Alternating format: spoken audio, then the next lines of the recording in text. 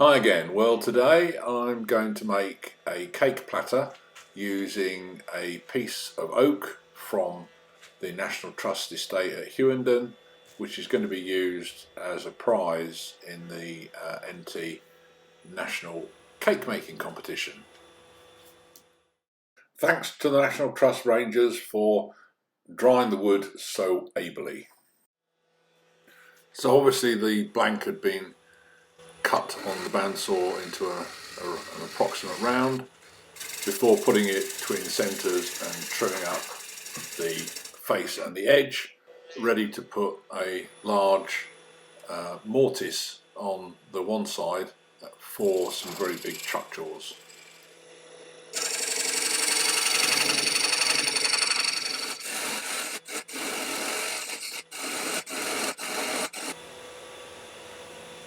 And then moved on to shape the base of the platter, which will have quite a wide foot to make sure it's nice and stable.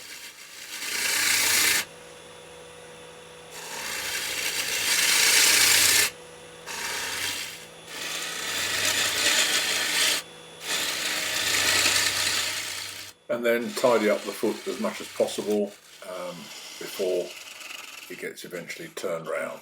So just taking out the centre and tidying it up with a scraper. Make sure there's a good sharp edge to the inside of the mortise, and I then moved on to shape the bead foot a little bit more with a spindle gouge.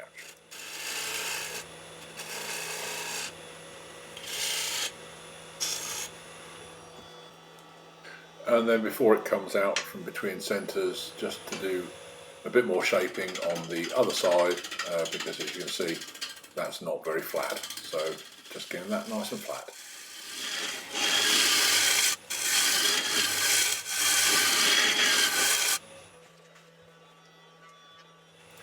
And then just a bit of detail, a small cove on the edge. This is going to be quite a solid platter because you want to feel something fairly solid when you put a nice cake on it. You don't want it wobbling.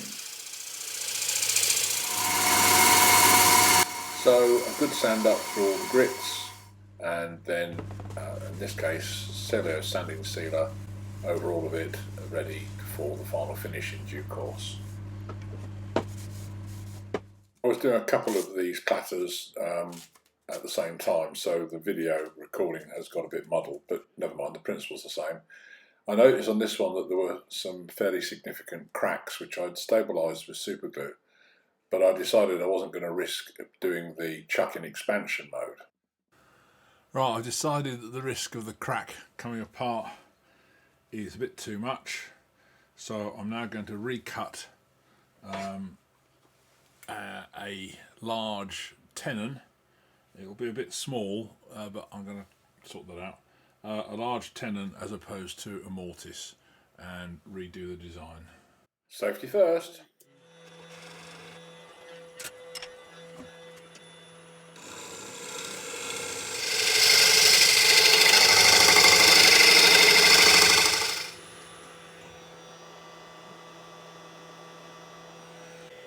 That should be a lot safer. A tenon will close the cracks up, whereas a mortise, if you expand it into it, is going to blow them apart.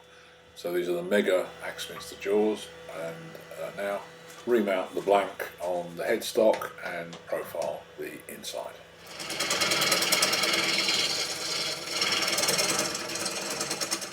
Because there's always a possibility that the cracked wood will explode, I've kept the tailstock centre up as long as possible for safety's sake.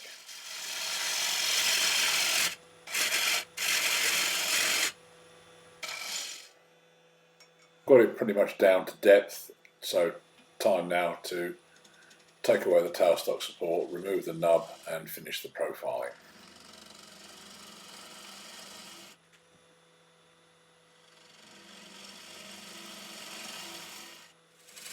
And then needs to flatten it off so that the cake sits properly and truly on the base, checking it with a ruler to make sure the bottom is completely flat.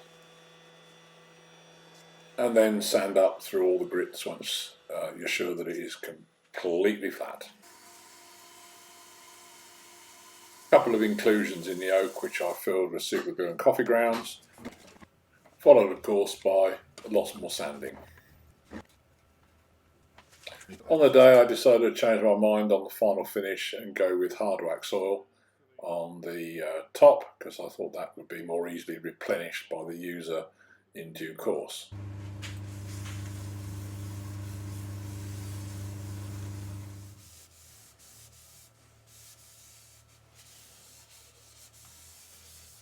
Now, so after a couple of coats being allowed to dry in between each one, then the inner bowl is then finished.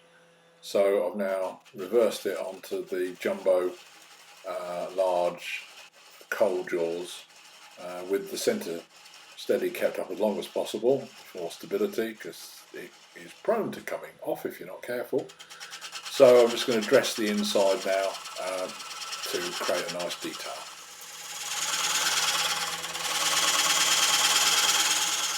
Although the tailstock does get in the way, I decided it's best to finish as much as possible of this, get it nice and flat and trimmed before I take that tailstock away and then finish the last little bit off.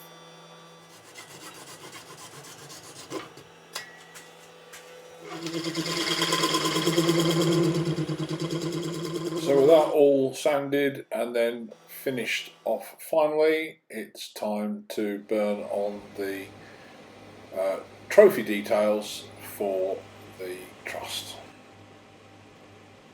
Using the Laserpecker 2 on a DIY bracket arrangement so that I could get the circular design in the right place on the disc.